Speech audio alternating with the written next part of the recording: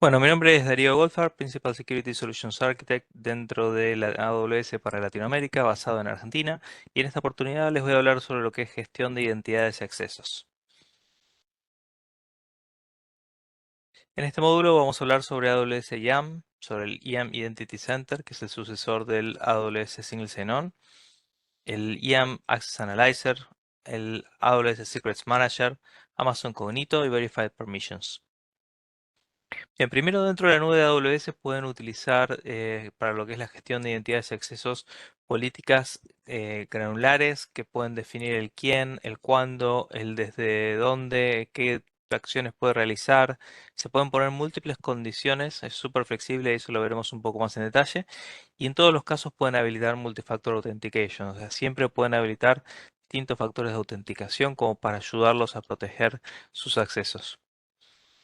Primero comencemos por la cuenta más sensible de todas, que es la root, la cuenta que se crea cuando uno crea la cuenta, la administradora de la cuenta, ¿sí? Y esto en particular hay que tener presente que tenemos un root para la organización, que es de la cuenta payer, la principal, y tenemos un root en cada una de las cuentas miembro.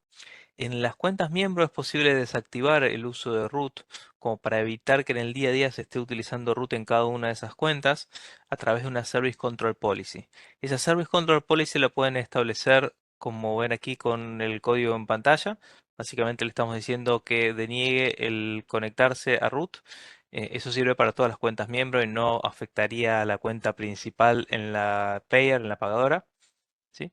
Y otra opción para hacerlo más fácil todavía es dentro, si están utilizando AWS Control Tower, que fuertemente lo recomendamos, habilitan el control este que ven aquí en pantalla, donde hace exactamente lo mismo, solamente que ustedes no tienen que escribir ninguna política, que es gestionado por AWS mismo. Otra buena práctica para lo que es la cuenta root es que siempre tengan Multifactor Authentication.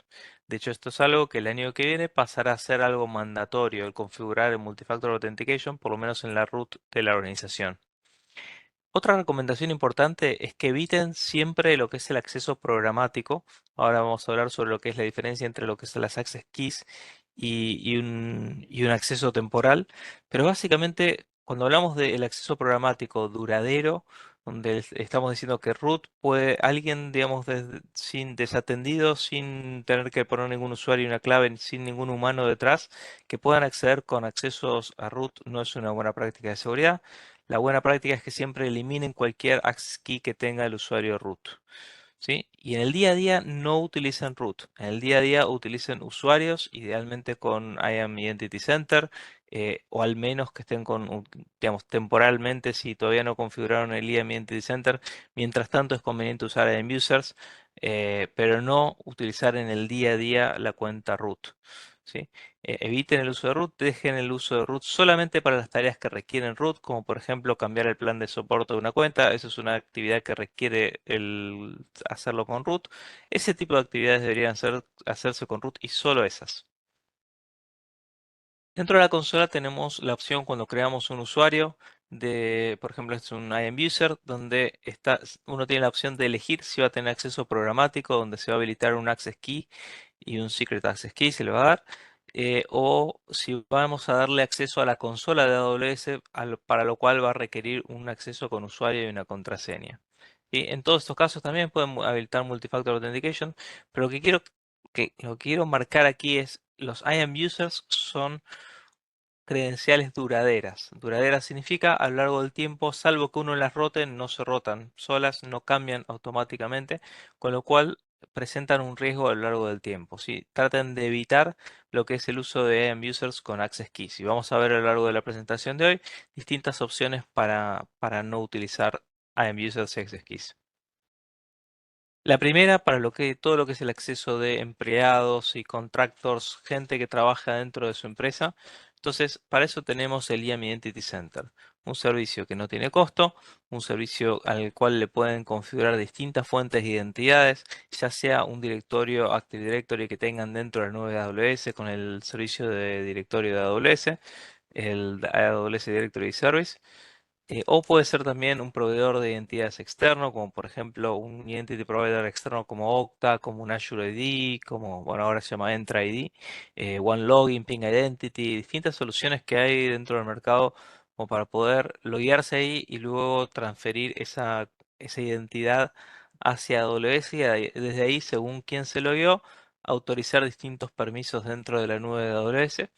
Y por último, si ustedes no tuvieran un repositorio central, por ejemplo, una startup que está recién arrancando y no tiene ningún directorio, entonces ahí pueden utilizar un directorio interno que tiene el IAM Identity Center, ¿sí? Este es un servicio que no tiene costo y el directorio interno tampoco, con lo cual pueden aprovechar para cuando están arrancando eso. En general, la buena práctica siempre es federar contra un Identity Provider, pero tengan presente que si no tuvieran un directorio, pueden utilizar un directorio interno del servicio.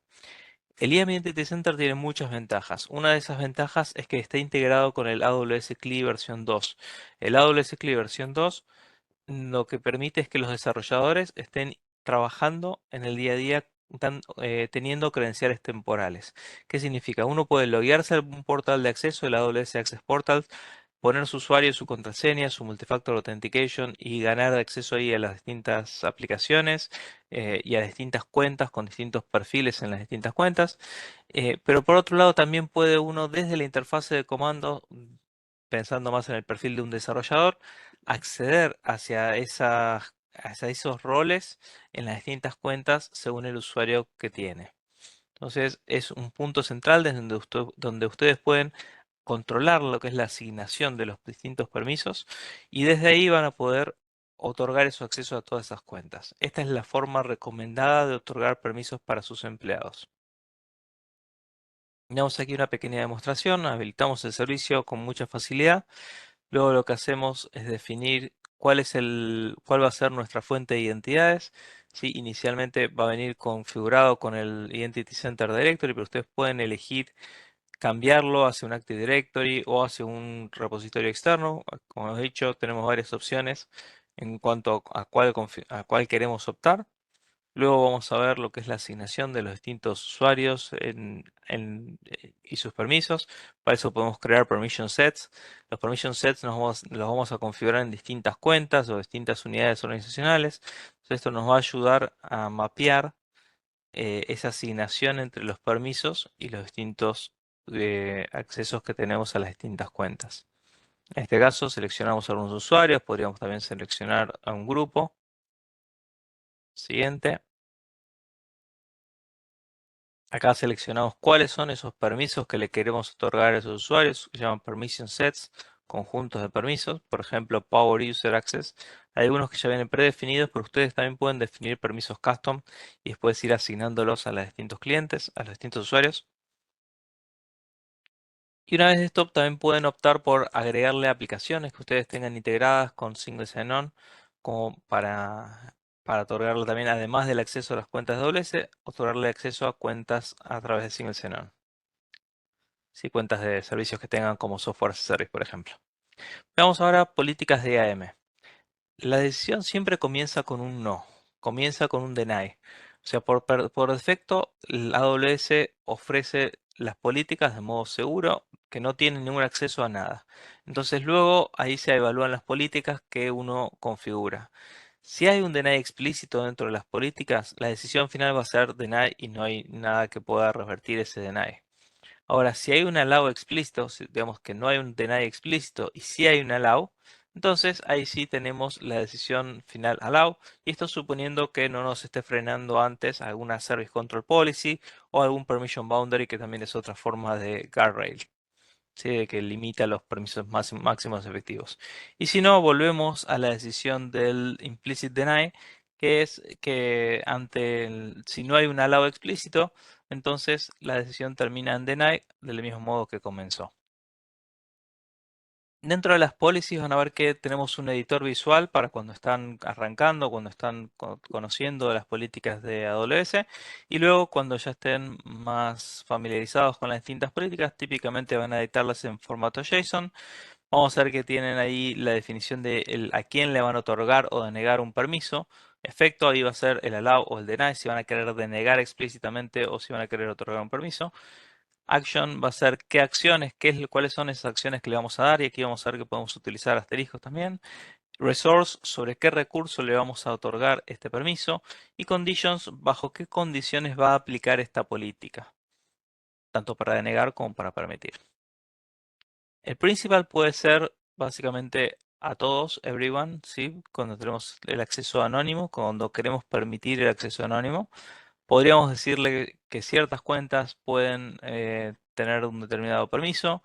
Podemos decir a un usuario en particular, un IAM user, que va a tener permisos, o algún usuario federado con alguna identity provider en particular, o a un determinado rol, o también podemos para un servicio de AWS otorgarle un permiso.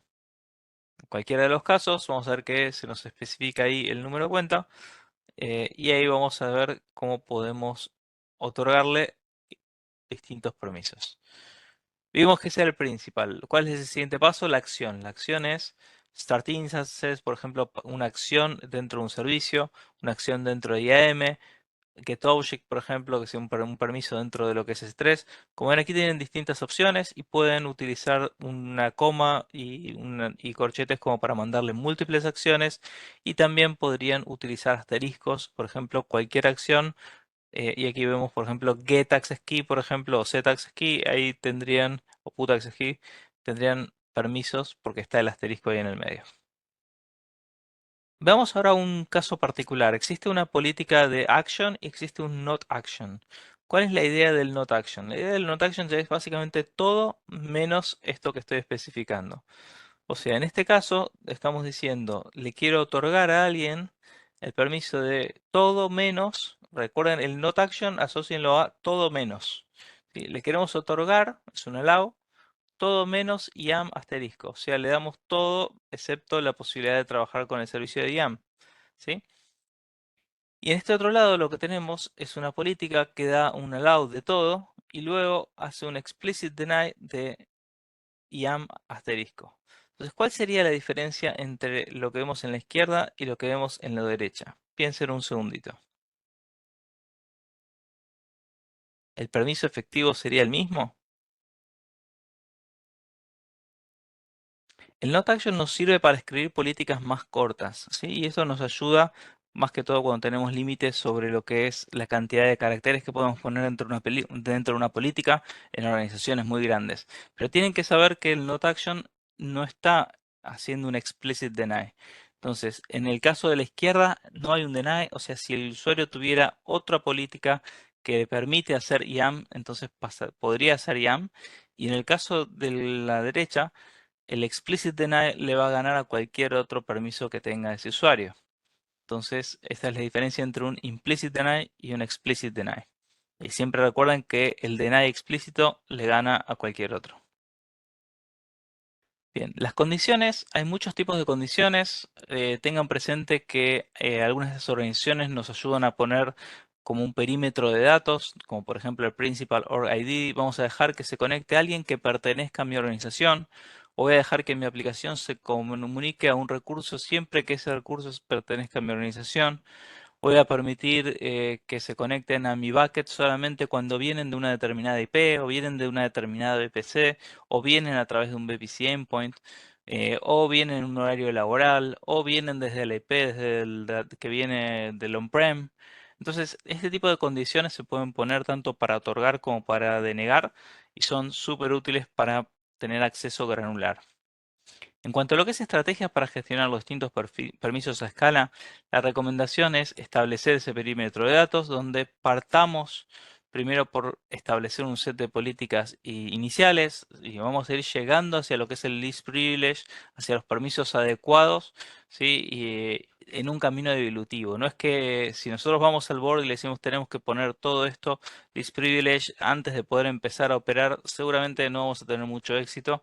La realidad es que lo que se hace es establecer unos permisos iniciales, ir controlando que esos permisos iniciales no tengan riesgos significativos como algún recurso compartido externamente al público o similar, y luego ir refinando a lo largo del tiempo esos permisos como para ir recortando lo que no se está utilizando.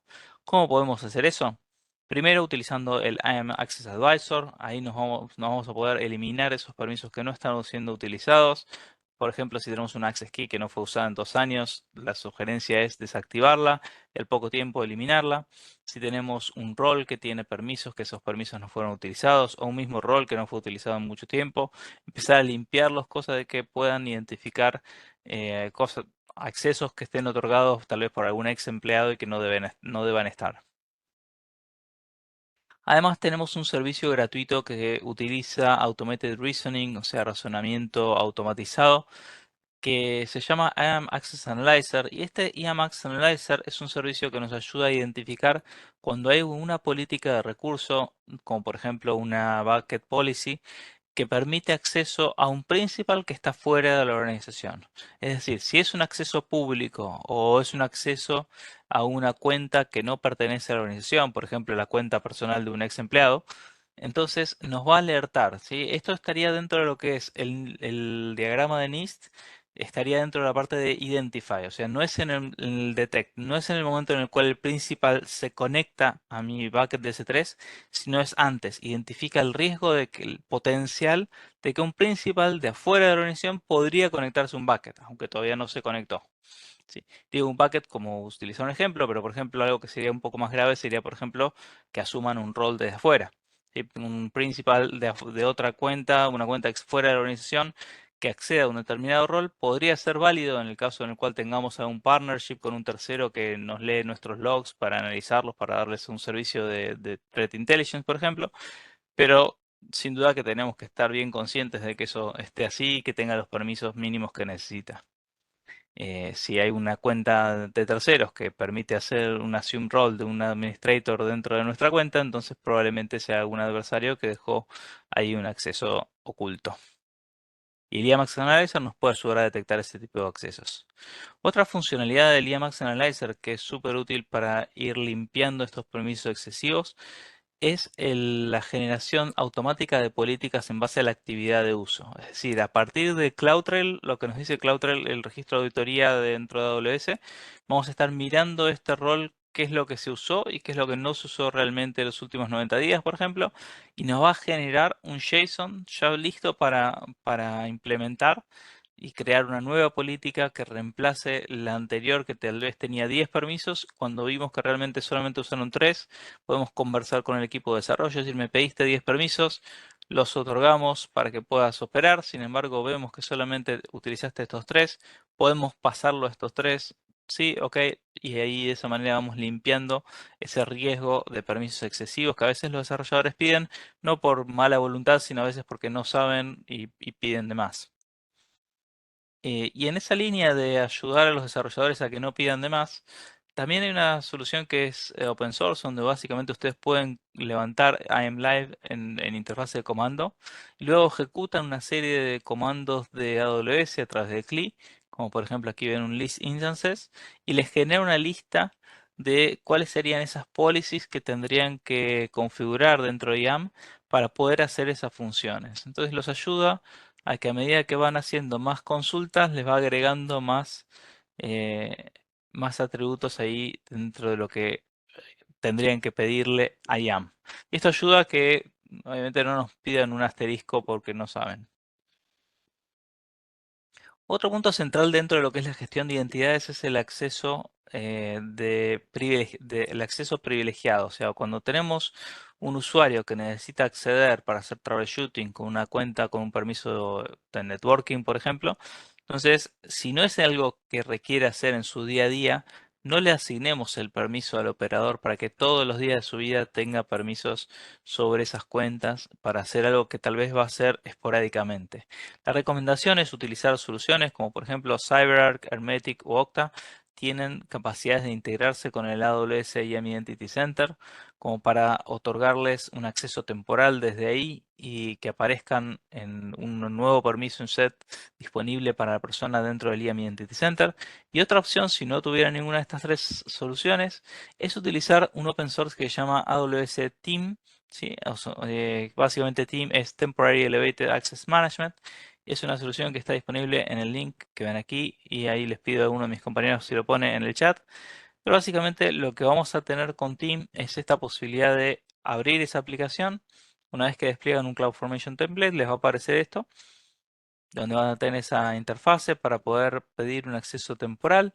Van a poder ahí agregarle sobre qué cuenta, sobre qué rol en esa cuenta, en qué momento va a comenzar. Por ejemplo, ahí tenemos Now. ¿Por qué? ¿Cuánto tiempo? ¿Una hora? Em, cuál es el ticket asociado, por qué lo están haciendo, estamos arreglando un issue de conectividad. Ahí lo pedimos, pasa por un proceso de aprobación. Una vez aprobado ese pedido, cuando volvemos al IAM Identity Center nos aparece un acceso adicional, Network, y ahí nos aparece el rol que pedimos dentro de Network. Podemos operar libremente. Y ahora desde el punto de vista del administrador, el administrador puede venir aquí y ver 15 minutos pasados esa sesión. Puedo ver todos los cambios que haya hecho dentro de CloudTrail. Y si vemos que hizo algo indebido, le puedo revocar esos accesos. Cuando le revocamos esos accesos, inmediatamente va a perder el acceso, se va a terminar ese acceso temporal, con lo cual es completamente seguro e inmediato en el momento en el cual se revoca. La siguiente API call que quiera hacer va a fallar. Veamos ahora cómo es el acceso a los distintos recursos utilizando credenciales temporales para lo que es el acceso programático. Acá la recomendación es el uso de IAM Instance Profile e IAM Roles Anywhere en lugar de Access Keys. Las Access Keys son credenciales duraderas. Las credenciales duraderas a lo largo del tiempo tienen ciertas dificultades. Primero que por ser una credencial duradera, hasta que no lo roto no cambian, entonces el riesgo de que hayan sido expuestas a lo largo del tiempo va aumentando. Si el código necesita acceder a algún recurso, como por ejemplo un bucket, nunca creen un access key y la embeban dentro del código. Es una muy mala idea. Si algún desarrollador las comparte en un GitHub o en algún otro repositorio público, vamos a tener credenciales expuestas. Cualquiera, por ejemplo, un auditor que esté mirando el código para hacer una revisión de calidad de código, va a poder leer esa credencial y llevársela y utilizarla de otro lado. Y la rotación manual requiere esfuerzo, control de cambio de indisponibilidad.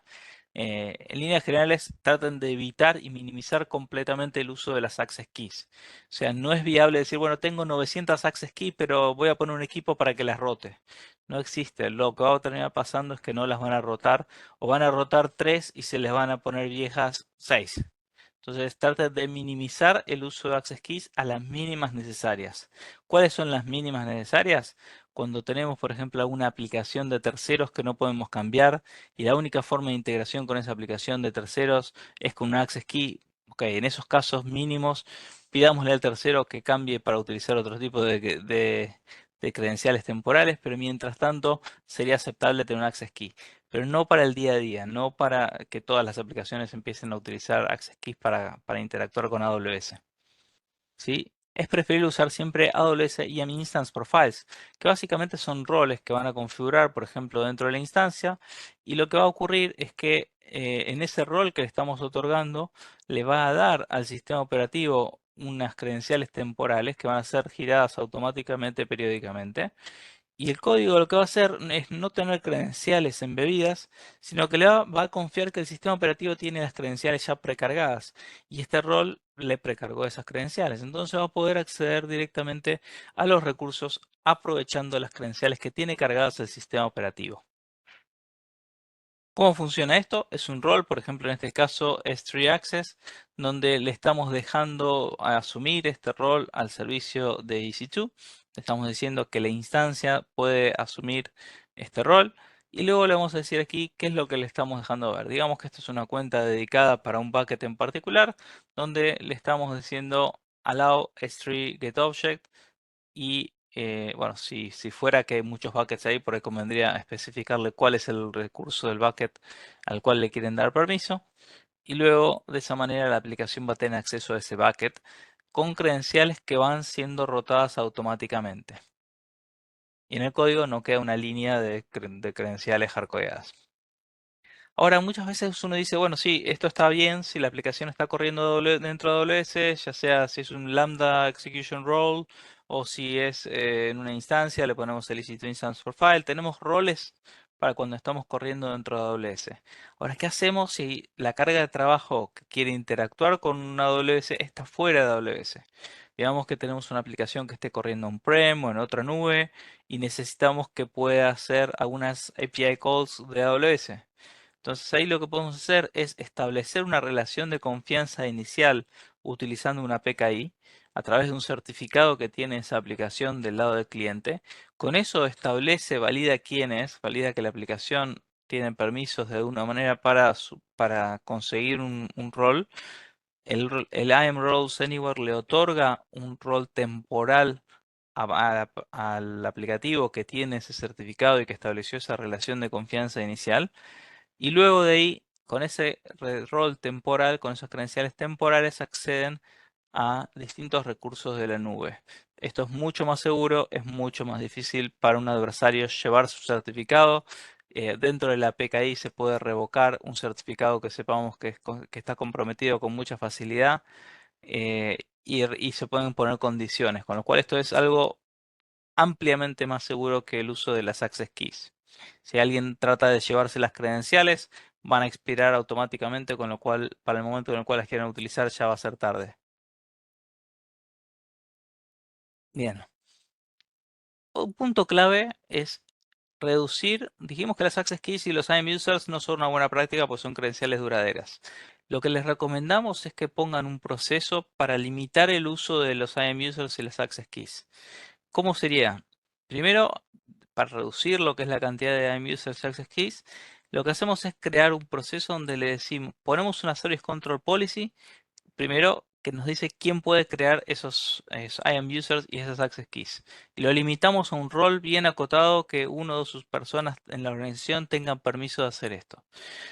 Una vez que hacemos eso y ya tenemos este límite en una Service Control Policy, cosa de que realmente nadie puede pasar por el costado de este tipo de controles, y nadie puede crear un IAM user y nadie puede crear un access key, ¿cómo va a ser la forma en la cual van a poder crear un access key para un caso excepción?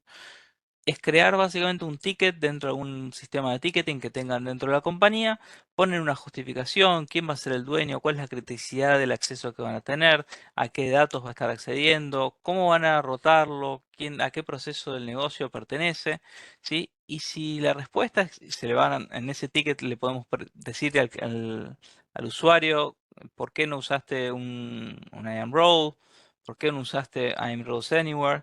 Y si la respuesta es que hace sentido, le responderemos con la creación de esa IAM user o access key. Y si no hace sentido, le explicaremos a esa persona cuál es la forma correcta de hacerlo. ¿Sí? De esa manera podemos ir desactivando las access keys que no estén siendo utilizadas.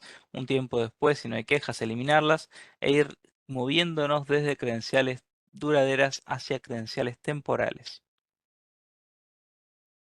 ¿Cómo hacemos lo mismo para cuando tenemos credenciales que son intrínsecamente duraderas? Por ejemplo, si tenemos una base de datos, un SQL Server tiene un usuario de base de datos que va a tener permisos sobre la base, por ejemplo, un SA o algún usuario que hayan creado dentro del motor de base de datos. Y uno dice, mi aplicación necesita acceder a la base de datos, tengo que ponerle permisos de acceso a la base de datos. ¿Qué hago? ¿Lo pongo dentro de un archivo de configuración, dentro del mismo repositorio de código? No, eso no es una buena idea, porque tenemos el mismo problema que mencionamos antes. Cualquier auditor puede leer esas credenciales y saber la clave de la base de datos. No es una buena idea. Y lo mismo ocurre para lo que son servicios web de terceros que se autentican utilizando distintas API keys para esos servicios. ¿Cómo rotamos estas credenciales para minimizar ese riesgo? Y tengan presente que a medida que pasa el tiempo, estas credenciales sin rotar van incrementando su riesgo de ser comprometidas. Entonces los equipos de seguridad tienen que saber que en el momento en el cual hay una sospecha de compromiso, poder rotar esto sin estar rompiendo en producción, sin estar tirando abajo producción. La respuesta a todo esto es utilizar el servicio AWS Secrets Manager. El gestor de contraseñas de AWS, el Secrets Manager, lo que va a hacer es permitirnos guardar estos secretos, rotarlos automáticamente, ¿sí? Tanto para lo que es RDS, que ya soporta nativamente, como para otro tipo de secretos a través de lambdas. O sea, ustedes podrían poner unas llamadas a las APIs que cambian la credencial, y eso sería parte de lo que el Secrets Manager va a estar invocando automáticamente. Van a tener un control de las distintas versiones de la clave. El almacenamiento siempre va a estar cifrado con llaves privadas de cliente en KMS. Ya veremos en la parte de protección de datos todas las capacidades de seguridad que tiene el servicio de Key Management Service de AWS. Las políticas de acceso están refinadas, o sea, ustedes tienen políticas para ver quién puede acceder y quién no puede acceder a un determinado secreto, y hay un registro de vigilancia dentro de AWS CloudTrail. Entonces tienen todo el seguimiento de quién hizo uso de un determinado secreto. Veamos cómo es la arquitectura. Como dijimos antes, tenemos un rol. Ese rol en este caso lo que va a hacer es darle permiso de llamar al Secret Manager y traerse un secreto en particular. Entonces, el código lo que va a hacer es pedirle al sistema operativo, quiero hacer una llamada a Secrets Manager, va a utilizar las contraseñas, las credenciales que ya están precargadas dentro del sistema operativo para poder conectarse con el Secrets Manager y ahí le va a pedir al Secrets Manager que le dé la credencial de la base de datos. Una vez que trae la credencial de la base de datos, con eso se va a estar conectando hacia la base de datos. Si de base de datos como un ejemplo, podría ser un software as a service también. Entonces, en el caso en el cual hay una necesidad de rotar esa contraseña, Secrets Manager la rota en la base de datos y guarda la clave nueva. Y la aplicación, cuando ve que no se está pudiendo conectar por algún connection fail de password incorrecta, lo que va a hacer es pedirle al Secrets Manager nuevamente, dame la clave nueva, como el try and catch del error, digamos, cuando identifican que está hay un problema de conexión, se va a traer la clave nueva y va a probar la clave nueva y esa clave nueva va a funcionar. Ahora hablando de lo que es el Customer IAM, sí, la parte de los usuarios finales, tenemos un servicio que se llama Amazon Cognito. Amazon Cognito es un servicio donde ustedes pueden crear para sus aplicaciones un acceso fácil de autenticación, de autorregistro, de me olvidé la contraseña, reseteé mi contraseña, todos esos flujos ya están prearmados dentro de Amazon Cognito y nos ayuda a darle a una aplicación la parte de autenticación con facilidad. Pueden loguearse con un user pool que es un repositorio de usuarios propio de Cognito, que está pensado para soportar millones de usuarios. O también tienen la posibilidad de federar contra alguna otra fuente, algún OpenID Connect, algún SAML. Entonces pueden elegir ustedes cuál va a ser la forma de autenticar. Siempre soportamos Multifactor Authentication, ya sea en el Identity Provider o en el User Pool mismo. Podemos configurarle MFA.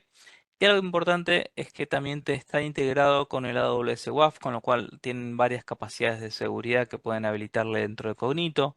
De hecho, hay una funcionalidad que se llama Advanced Security dentro de Cognito, donde ahí lo que va a hacer es utilizar Machine Learning para darles un scoring de qué tan probable es que sea un dispositivo nuevo o alguna cosa que suene fraudulenta.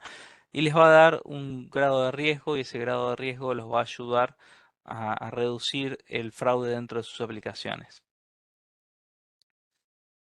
¿Qué se recomienda en cada caso? Y esto es algo importante, ¿no? Habíamos hablado de que el caso de uso principal de Cognito es el Customer IAM, ¿sí? Para los clientes finales, para los clientes de nuestros clientes, de alguna manera.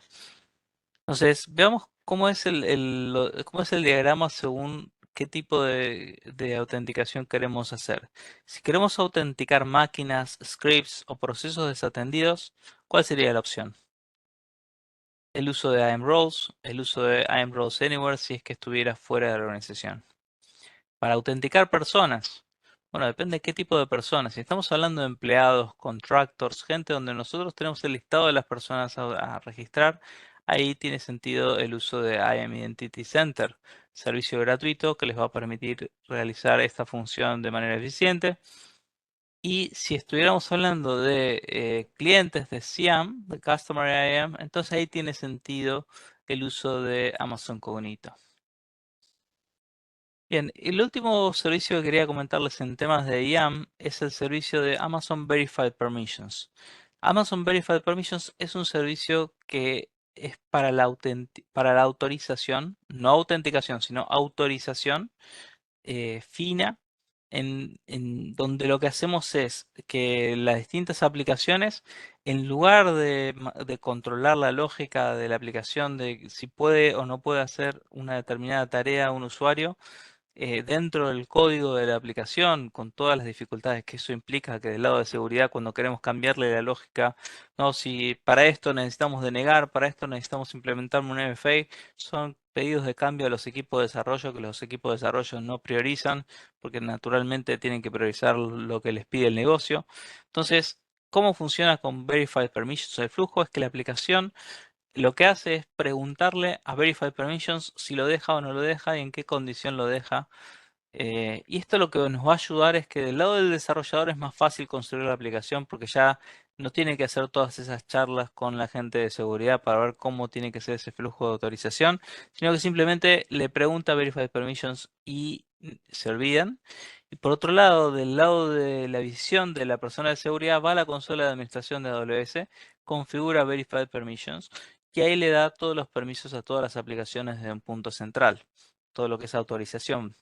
Entonces, nos ayuda en externalizar la autorización teniendo permisos granulares, cosas como por ejemplo, un doctor puede acceder a a la historia clínica de un paciente siempre y cuando el paciente punto physician o doctor sea este doctor.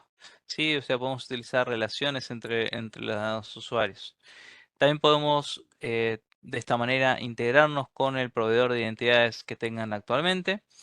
Y como tenemos toda esta lógica dentro de Verified Permissions, una vez que integramos las distintas aplicaciones dentro de Verified Permissions, es mucho más fácil lo que es hacer con auditorías de cumplimiento a escala. Porque queremos, cuando nos preguntan, bueno, ¿y quiénes son los que pudieron acceder a tal lugar? Bueno, acá tenemos el detalle de quiénes son los que hicieron esta operación para todas las aplicaciones que usaron ese tipo de operación.